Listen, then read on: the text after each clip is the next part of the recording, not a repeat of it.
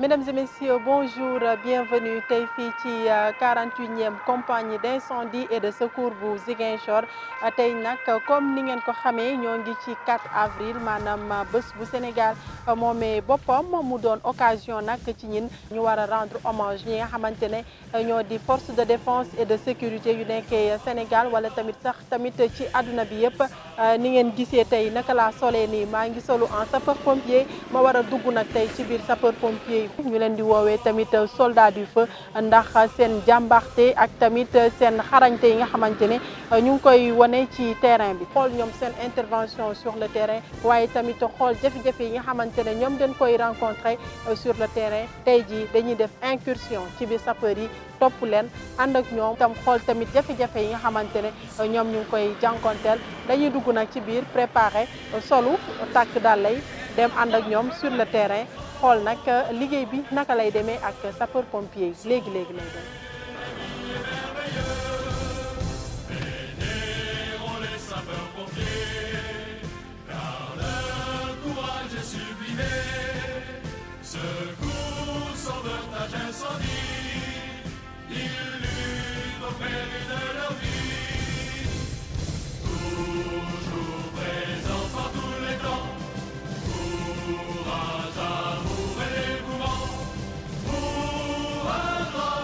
bàyyi la nga nuyoo. waaw effectivement maa ngi leen di nuyoo di leen dalal bu baax a baax ci seet si bi ngeen ñu seet si nii nag. waaw kontaan nañ ci toog ci seet si bi. yow yaay. vraiment man maay sergent Abdoulaye Diédhiou. man maay responsable véhicule yi. waaw véhicule de secours d'urgence. léegi dañuy dugg ci biir. waxtaan ci biir. voilà waaw ñu waxtaan ma présenté la tamit suñu oto bi tamit. oto bi moo nekk nii tout d'abord. bii mooy suñu plan dur bi. c'est juste en cas. oto bi c'est une ambulance. C'est une ambulance médicalisée équipée de 2 infirmiers et un conducteur. Un infirmier d'État et un assistant infirmier d'État et un conducteur. Ouais. Et aussi il est équipé aussi de produits d'urgence. De produits d'urgence. Ouais. léegi ci voilà ci matériel yi yan façon matériel moom moo fi am. am nañu matériel yi consommable. surtout sur les cas d'urgence. yooyu la ñu gën a am fii nii. parce que sur les lieux d'intervention notre mission est que ñu jël malade bi ñu mettre ko dans de bonnes conditions ñu tenir ko ba mu àgg hôpital en attendant médecins yi ñoom ñu soog a def seen li ñu war a def mais ñun dañuy maintenir malade bi en vie jusqu'à ce que ñu àgg à l'hôpital. waaw maanaam da ngeen koy toppatoo. dañ koy toppatoo bu jaree placer ko ñu placer ko waa def premiers soins yi wàññi métitu douleur bi. lépp ñu kii ko ba ñu àgg hôpital nag. ba médecin bi jël ko médecin bi ñëw xool ko jël ko ba mu assuré ni que jël nañ ko ñu soog a replier ñu ñëwaat fii nii kaama nag. tey boo ñu doon expliquer jumtukaay yan ñoo fi nekk tey lan nga ñuy wax ci jumtukaay yi. waaw jumtukaay yi am nañu ay jumtukaay nag parce que am nañu déjà une bouteille d'oxygène moo ñu nii. bouteille d'oxygène yi pour en cas bu ñu amee malade boo xamante ne nooy bi maanaam capacité bu mu war a jël en oxygène doyul parce que xam nañ ni que oxygène bi mooy joxe vie bi nag. donc bu amulee capacité bu jël dañ koy kii mettre ko sous oxygène. waaw mais balaa ñu ko mettre sous oxygène am nañu benn jumtukaay boo xamante ne boobu la ñuy tester ba xam ndax oxygène bi li nekk ci biir nu mu tudd ci biir yaram bi oxygène bi baax na wala déet.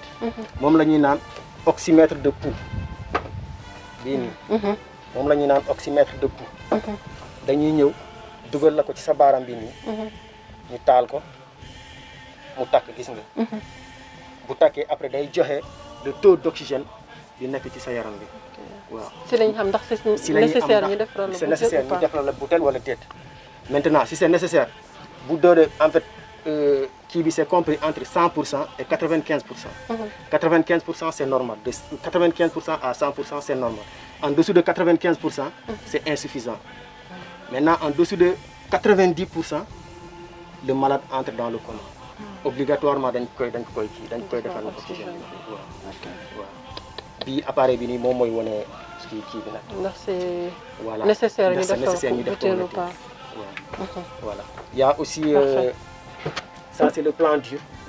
bii en cas bu ñu déggee ci foo xamante ne oto bi mënu faa àgg ñu jël bii nii ñu dugg foofu noonu teg malade bi ci bii nii ñu andi ko ñëw teg ko fii nii. waaw bii tamit chariot bi tamit day wàcc am na ay day wàcc ñu teg malade bi en cas bu ñu àggee hôpital. dañuy wàcc nii ak bii yëpp malade bi day tëdd ni rek ñu xëcc bi mu wàcc ñu dugal ko biir hôpital.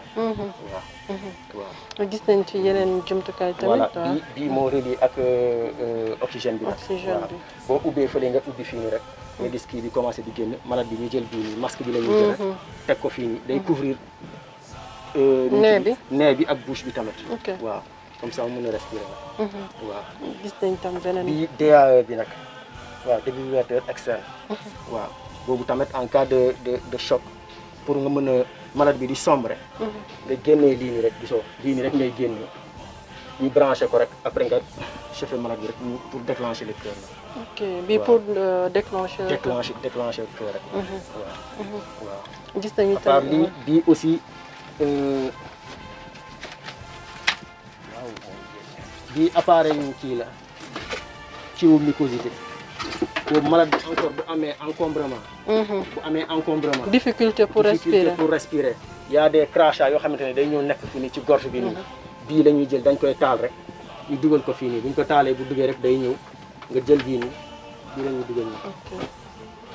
après jeex na li ngay jël nii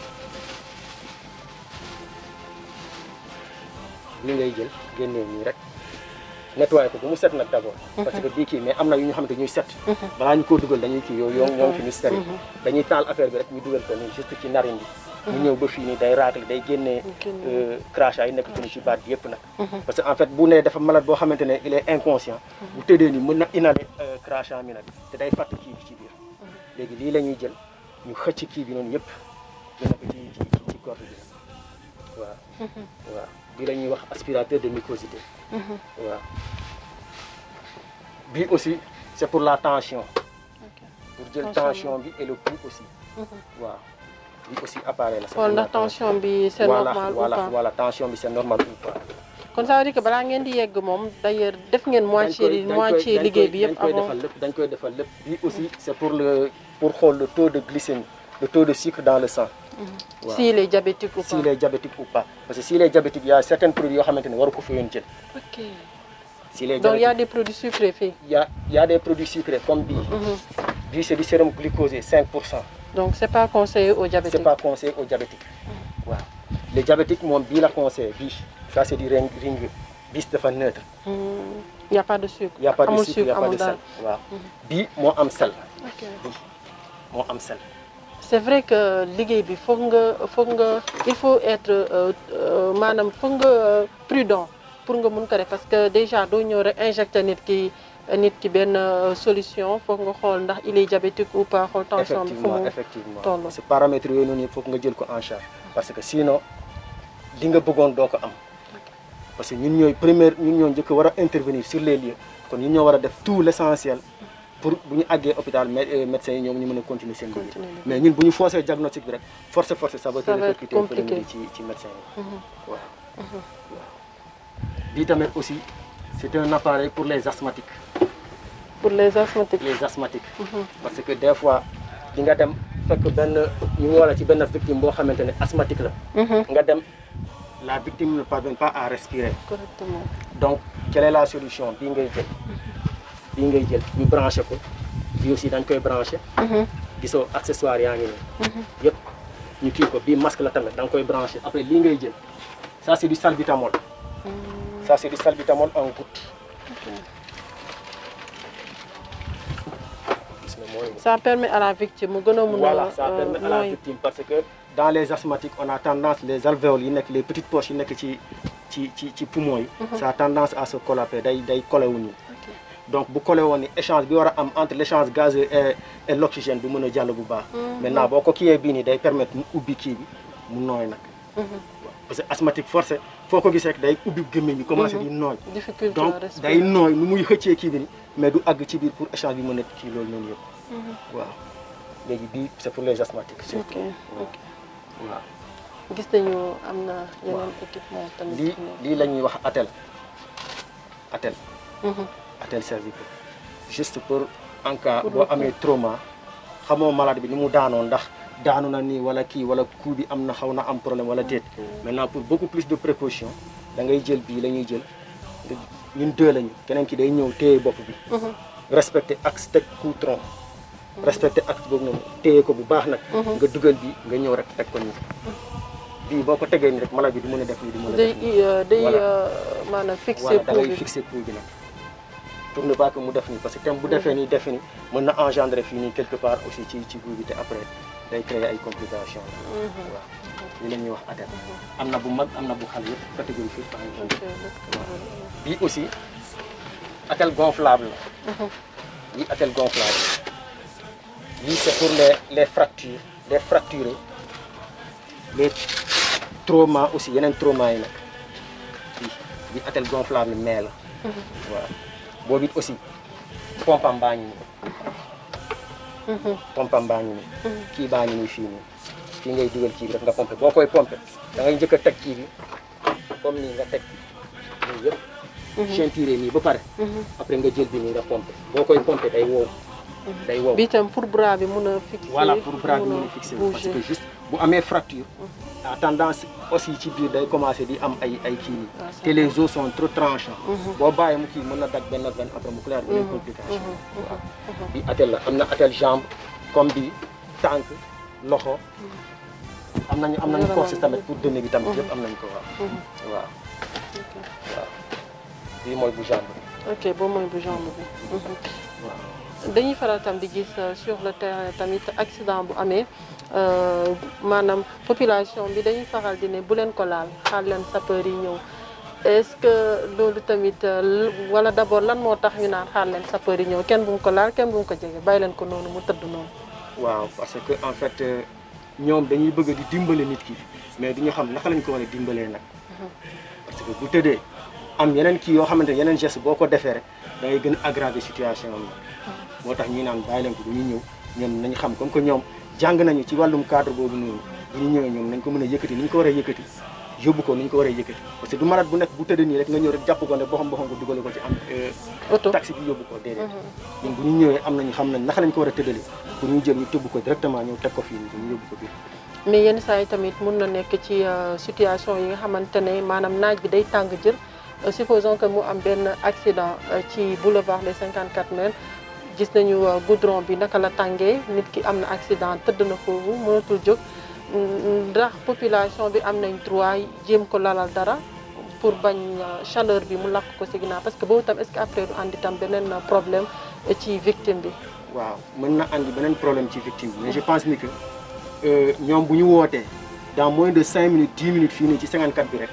ñun mën nañu ak moins de 5 minutes sax mën nañ fa ak kon loolu noonu mënul causer complication boo xamante ne parce que boo ko jéemee déplacé di nga créer yeneen complication yoo xamante ne nga bàyyoon ko foofu noonu sax ñoom ñu ñëw dans moins de 5 minutes ñëw diggante situation bi moo gën yow nga déplacé. kon ça veut dire que maanaam accident bu amee kenn bu mu laal. accident bu amee ñoom bu ñu laal nañu baliser de part et d'autre pour bañ a am beneen sur accident ñu baliser après ñu bàyyi noonu ñu avertir ñu ñun ñu ñëw. woo sapeur yi ñu ñëw yeggal di liggéey ñu ñëw. merci beaucoup. merci beaucoup sergent Abdoulaye Diédhiou. mais vraiment c'est gentil. waaw leer na moom macha allah explication bi tout est clair.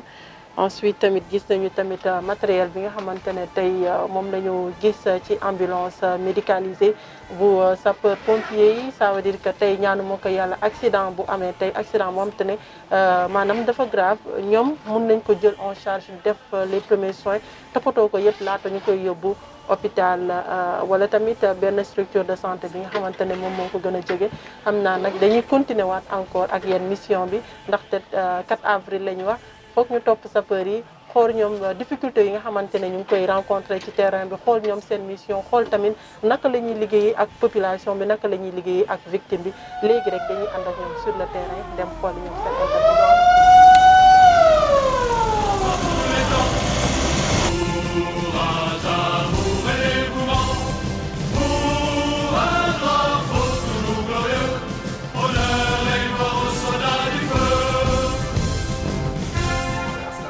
accident Ok. Escale. Hauteur état-major. Nombre de. Ok. Nombre de. 0 blessé. D'accord. Il n'y a pas de souci. Ok, merci.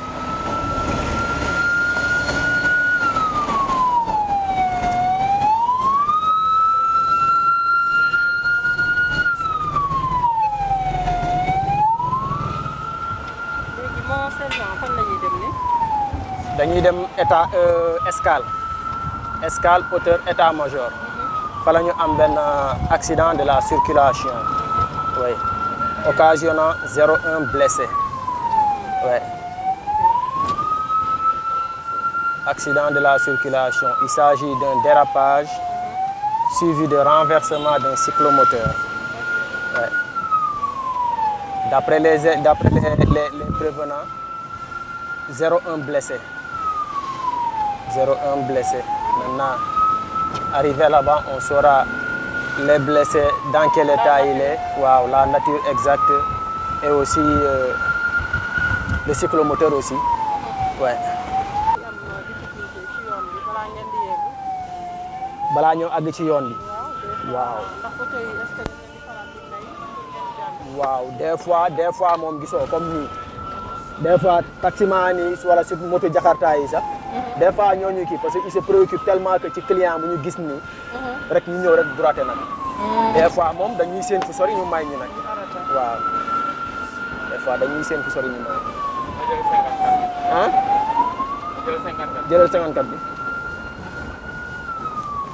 parce que normalement bu ñu déggee sirène bi rek normalement ce qui est lu yoon moom bu ñu déggee sirène bi rek dañ lay xajal yoon bi nga jàll waaw.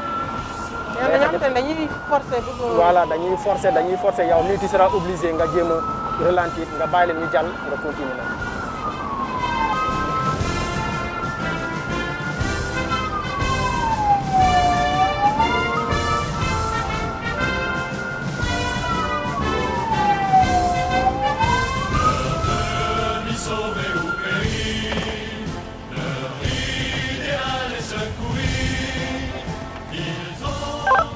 Alpha Mike 2 se présente. Salam alaikum.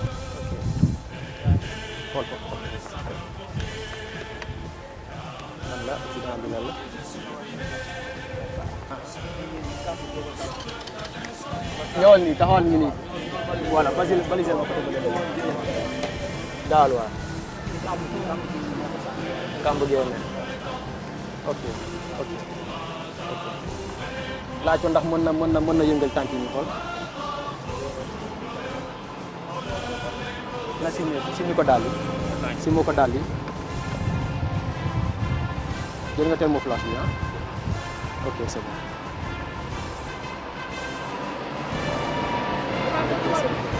jëlal ko kii bi retroussé ko ñu placé ko pratique bi jaarakaay moom moo doon dawal jakarta bi ah ok d'accord jaara kii ko jël ko gaawal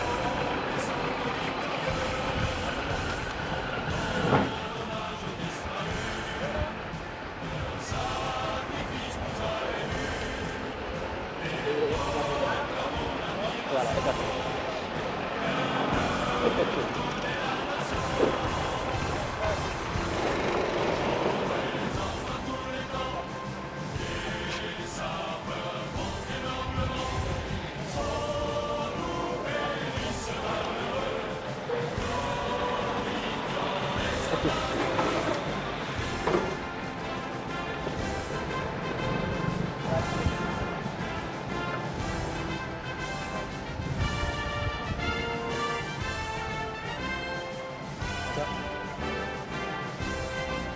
aca ñu dem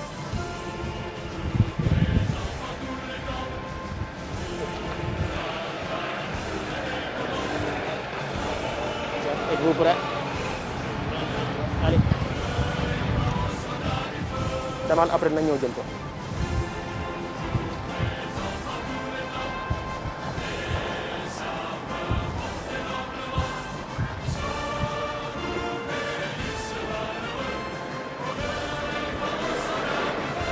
ko waa ñu xool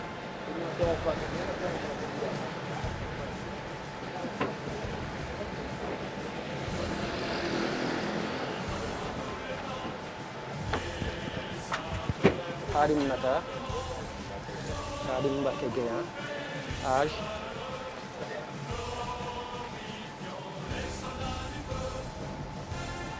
25 ans, ok. Adresse Escale. Lan moo lay métti présentement tànk yi ak fan loxo bii nii tànk yi yaa ngi mën a yëngal tànk yi yëngalal tànk yi ñu xool ok loxo bi yaa ngi ko mën a yëngal baax na ok léegi da ngay bàyyi ñu yóbbu la hôpital ah voilà am nga ki nga mën a woo comme ça ñu woo ko mu fekk ñu hôpital kan si numéro bi jàppoo ko sa téléphone mu ngi ak yow sa téléphone mu ngi ak yow ah indi woo ko waaw ok baax baax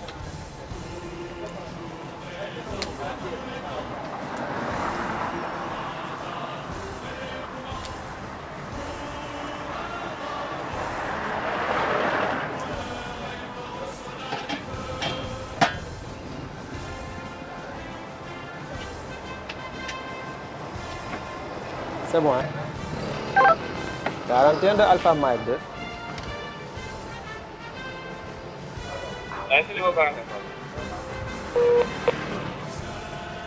Ah, sur les lieux. Il s'agit d'un dérapage suivi de renversement d'un cyclomoteur occasionnant 01 blessé. Genre masculin, âgé de 25 ans, domicilié à Escale.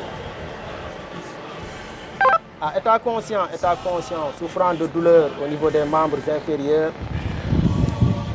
plus épaule droit. Victime non accompagnée à bord de l'ambulance médicalisée, fait mouvement vers l'hôpital régional de Ziguinchor. C'est reçu à vous. À Machal. Amul ouverture, mais on sait qu'il y a une douleur à l'intérieur. Maintenant, pour atténuer un peu la douleur, on met le paracétamol injectable. Ñu placer le convoi en attendant ñu yóbbu ko hôpital. Waaw. Mais en même temps, on continue à parler avec le malade pour ne pas que nous perdons connaissance des trucs. Parce que lorsqu'on est arrivé, il était conscient. Donc on va continuer à parler avec le malade jusqu'à ce qu'on arrive à l'hôpital. Waaw. Ba gars yi jël ko. Maintenant, tant que ñu moo am kii ak fii nii mais le reste fii nii yëpp amul égratignure amul fenn xanaa ak douleur bi au niveau de l'épaule.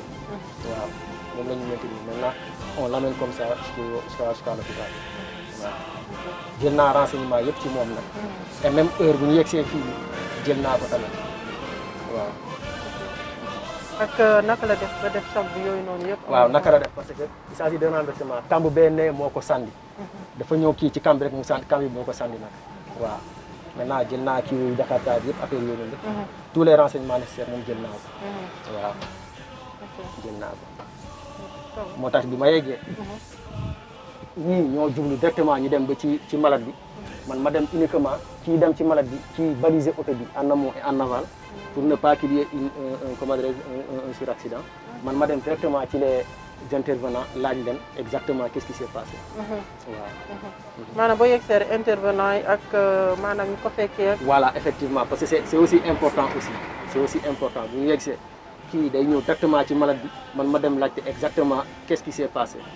après bi ma paree ci intervenant yi ma ñëw ba ci moom pour xool ko si il n'a pas perdu connaissance effectivement maintenant s'il a perdu connaissance on essaie de l'interroger pour ñu ramener ko ci à sa conscience initiale. waaw pour ne pas que mu continue di sombrer dans l'inconscience. waaw. voilà mu nekkoon benn simulation bi nga xamante ne def nañ ko fi sànq di fàttale ko rek ni ki rek simulation la ñu def ko ngir xam un peu liggéey bi nga xamante ne yéen a koy faral di def ci terrain bi kon dafa mel ni à chaque fois genre intervention yi ngeen di am sur le terrain. effectivement. genre intervention nii la ñu am waaw. accident Jakarta. accident Jakarta surtout. moo ci gën a bëri moo ci gën a bëri. moo tax la preuve année que ñii bu ñu ñëwee ba léegi ñi déplacé wuñu ko dañ ko bàyyi noonu boo xoolee ba xool fële ba fii nii en temps normal mënoo fi def plus de 10 minutes te yegg see woo fii nii waaw. au grand maximum fii nii biir Ziguinchor ville nii moom moins de 10 minutes grand maximum moins de 10 minutes dina àgg fii si léegi. léegi bu ñu ko paree nii yëpp après hôpital lañ ko waroon yóbbu bu fekkee blessé la woon dañ koy yóbbu hôpital. hôpital lañ koy yóbbu waaw. moom tam ñu ngi koy jaajëfal ñu bay ko mu kii jóg j'espère que xam naa sonnoo woon ci kii bi toog bi voilà mu nekkoon benn simulation bi nga xamante ne ñu ngi ko doon def ak kenn ci ñoom ki nga xamante ne ci ñoom la bokk ngir rek xam tuuti liggéey sapeur pompier liggéey bi nga xamante ne ñu ngi koy amal sur le terrain surtout en cas d'accident bu amee ñoom genre gis nga leen maanaam matuwaay yi nga xamante ne jël nañ ko ni ñuy toppatooyee blessé bi ba nuñ koy tegee ci biir ba nuñ koy yóbboo hôpital voilà ñu lay jaajëfal j'espère que sonn woon bu baax ok merci beaucoup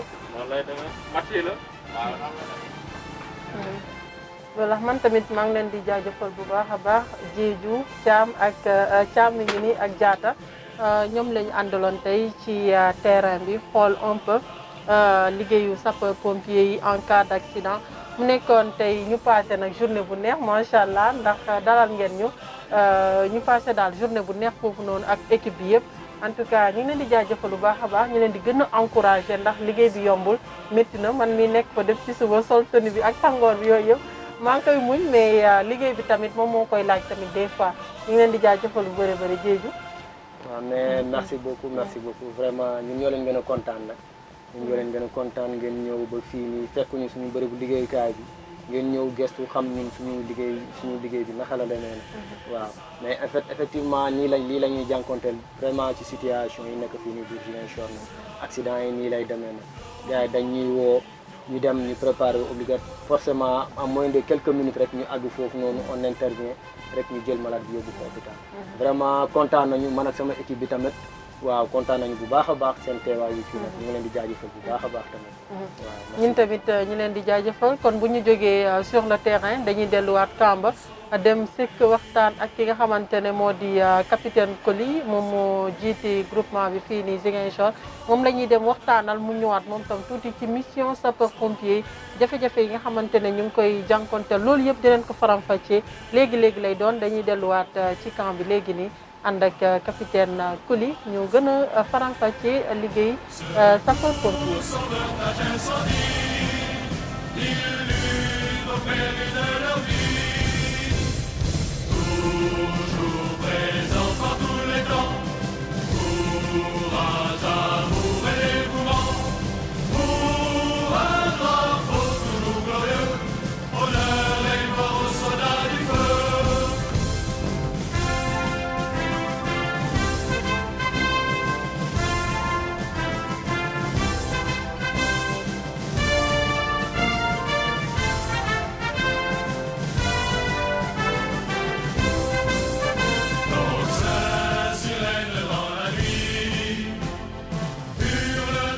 Bonjour. na ngeen def. Ça va. mon capitaine ñu ngi lay nuyu. di lay dalal jàmm. ci spécial 4 avril bi. Merci. voilà def nañu léegi nii benn tour ñu ngi woon sur le terrain ak benn intervention bu ñu def ak ambulance médicalisée bi d'abord ñu bay la nga présenté wu. Voilà, merci beaucoup. Man maay capitaine Guillaume Coly maay commandé compagnie bu Ziguinchor bi mooy la 41e compagnie d'incendie et de secours. Voilà mon capitaine gis nañu jumtukaay yi un peu jumtukaay yi nga xamante ne am ngeen ko fi gis nañu ambulance médicalisée bi ak matériel équipement bi nga xamante ne ëmb na ko ndax tey fii ci groupement bi maanaam benn véhicule bi wala tam am na yeneen façon xeetu véhicule encore fi am. waaw alors de façon schématique ma dellu si ci tuuti effectivement yaa ngi wax ci groupement bi groupement bi dafa am ñetti compagnie 41e compagnie mooy bi basée dans la région de Ziguinchor 42e compagnie dans la région de Kolda ak 43e compagnie moo nekk Sédhiou. Alors fii effectivement à Ziguinchor dans la région de Ziguinchor nous avons 2 ambulances médicalisées donc 2 ambulances de l'unité de secours et d'urgence médicale. Les autres départements nag de la région muy Bignona ak Cap Skirring yi nga xamante ni fii la ñu bokk ñoom amuñu ci ambulance yi parce que effectivement les risques fii la gën a amee doole moo waral suñu kilifa yi jox ñu ndogal mais ñu téye ambulance yi fii nii ci département bu Ziguinchor.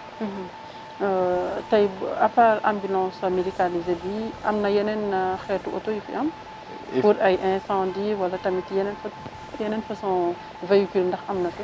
waaw effectivement am na ay yeneen sax ambulance am na yeneen ñaari ambulance yoo xamante ne ce sont des ambulances classiques de type 4x4 ay Iveco yoo xamante ne on les a acquis dans le cadre du plan du programme polytechnologie. am na ci tamit ay fourgon mooy maanaam oto yoo xamante ne moom la ñuy xeexee ay lakk. fii rek ci camp bii nii am nañ fi benn véhicule de premier secours benn PS ak benn fourgon boo xamante ne fait 10 000 litres yu oto yoo xamante ne wax dëgg yàlla am nañ kàttan ci intervention yi nga xamante ne moom la ñuy def. lu jëm ci ay incendie.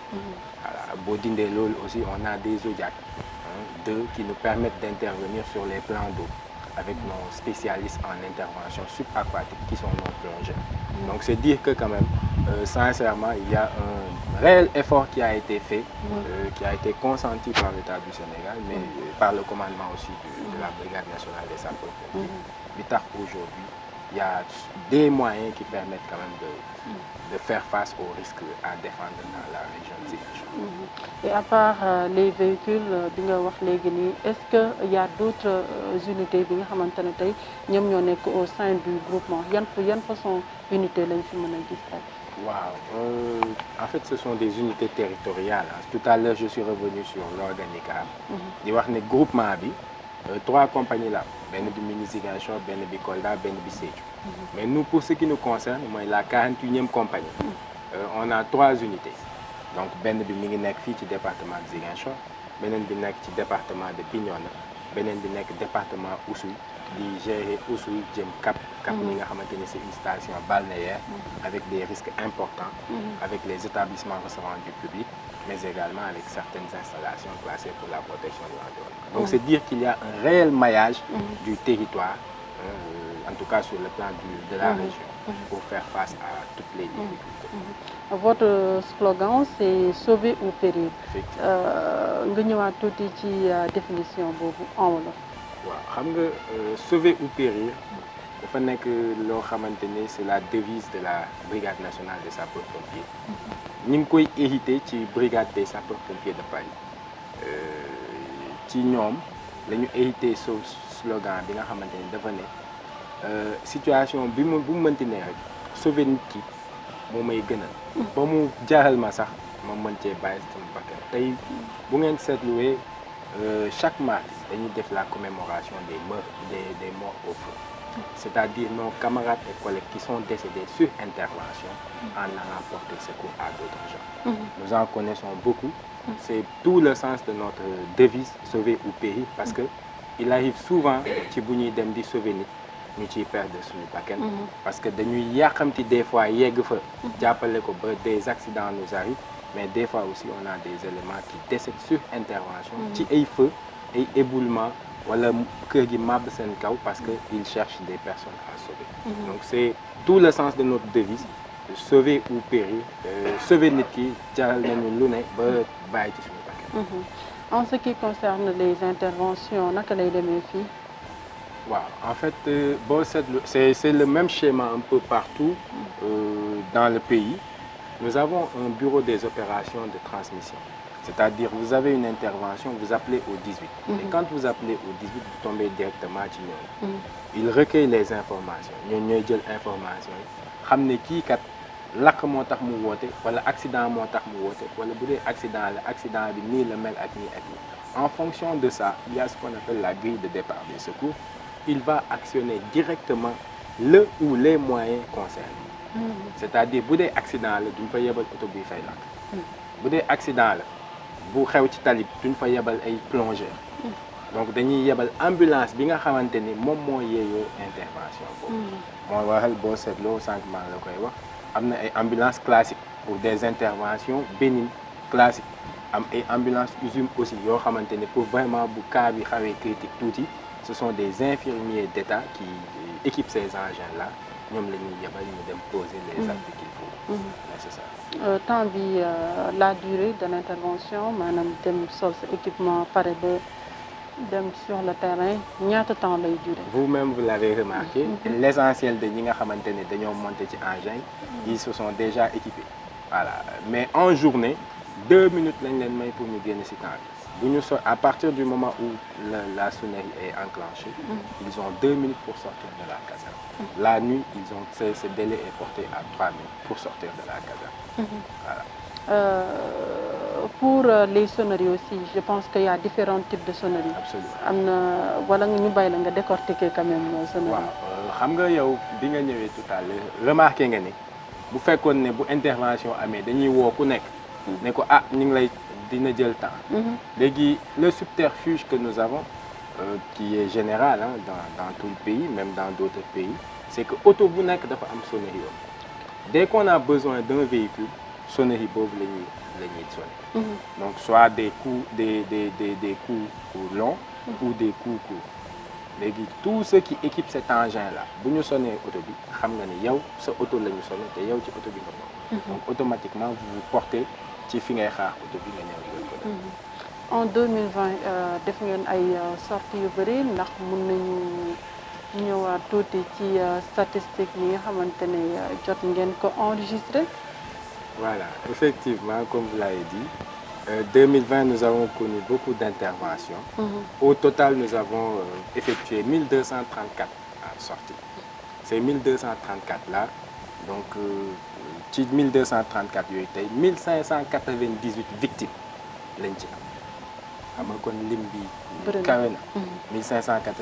Malheureusement, 1598, 88 ñàkk nañ ci seen bakkan.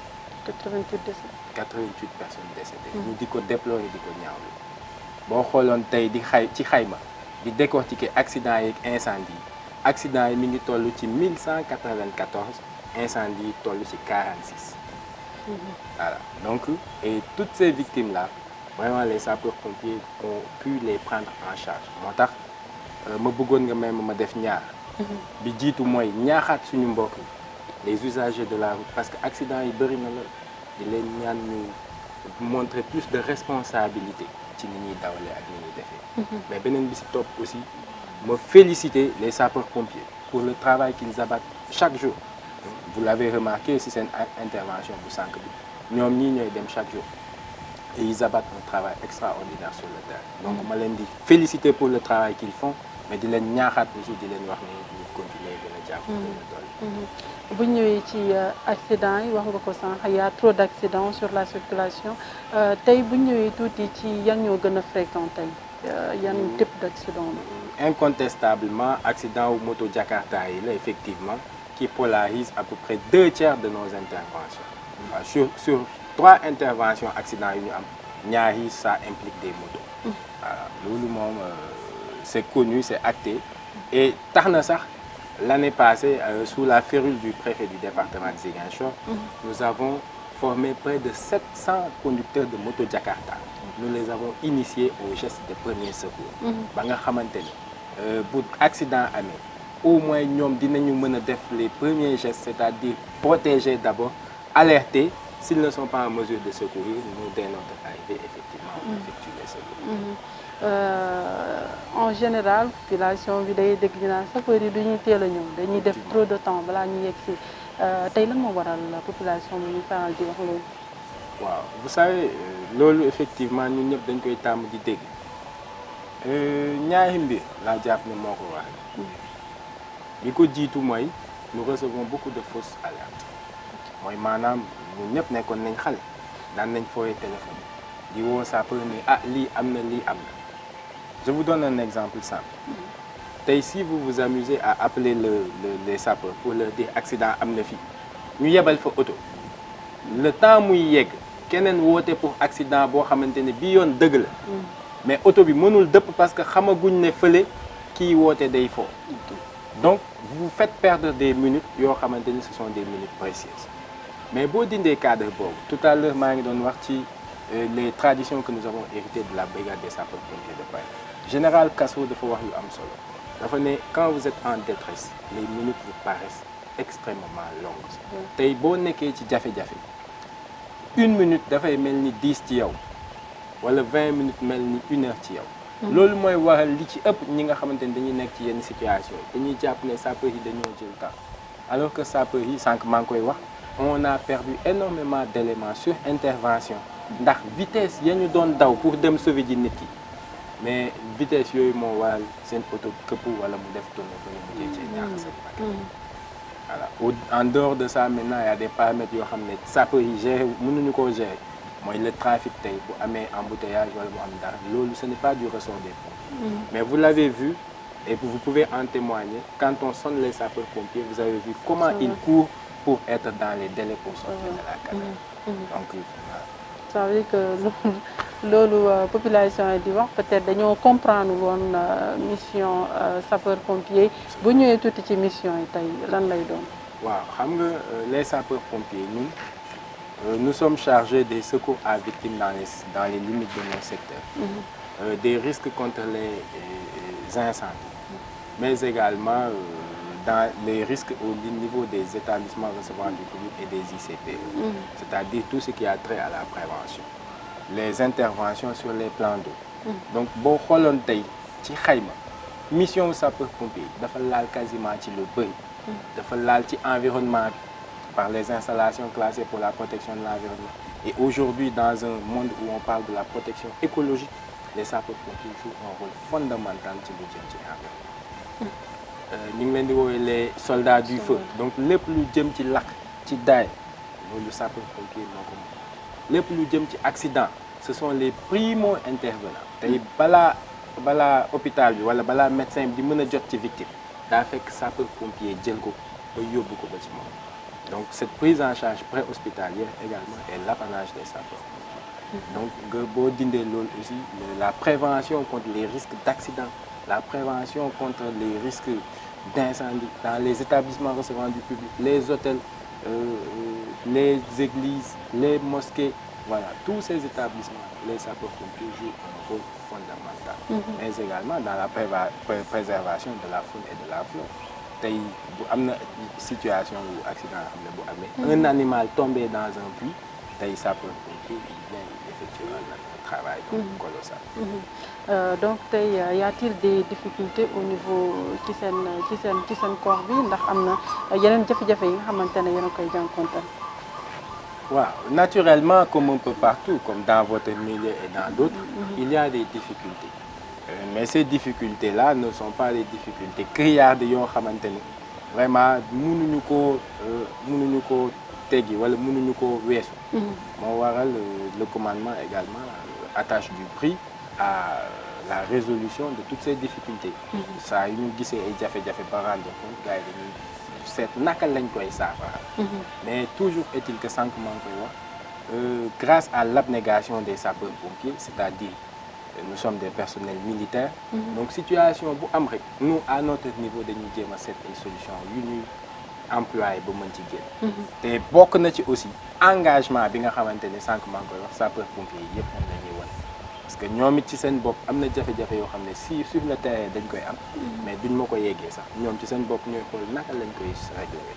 Donc ma delluwaat pour une deuxième fois vraiment di leen féliciter pour le travail qu'ils abattent.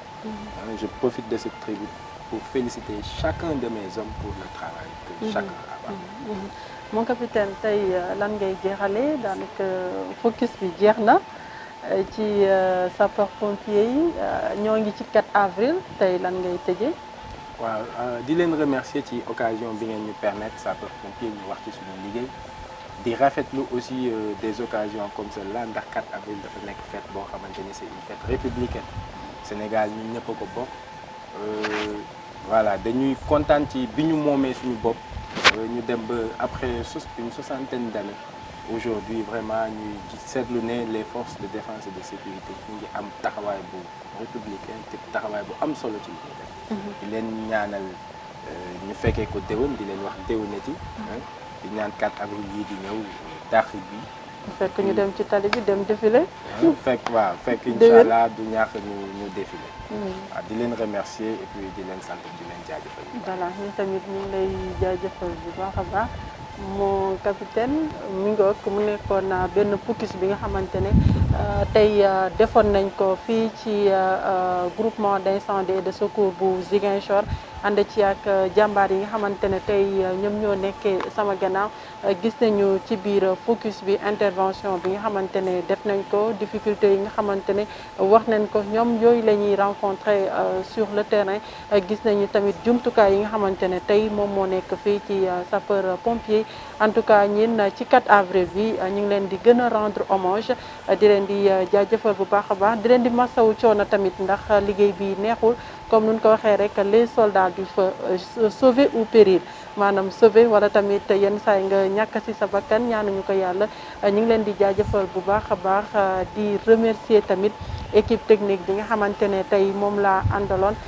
di Lansana Sadio ci caméra bi Issa Sadio ci logistique bi ci montage bi tamit Lansana Sadio moom moo fa nekk di jaajëfal internaute ak auditeur GMS yi nga xamante ne ci 4 avril bi ñu ngi ñu doon bàyyee xel tey ñu ñëwoon def focus ci biir sapeur pompier yi j'espère que ni jàng ngeen ki tamit lu bëree bëri waaye itam xam ngeen tamit coono bi nga xamante ne ñoom ñu ngi koy jànkonteel di jaajëfal tamit capitaine bi Coly ci disponibilité tamit waaye itam nu ma yombalee tamit liggéey bi ndax démb rek laa ko woo tey ñu réaliser lii ma leen di jox dég daje ci beneen plateau ak beneen corps bu ñu war a waxtaanee jërëjëf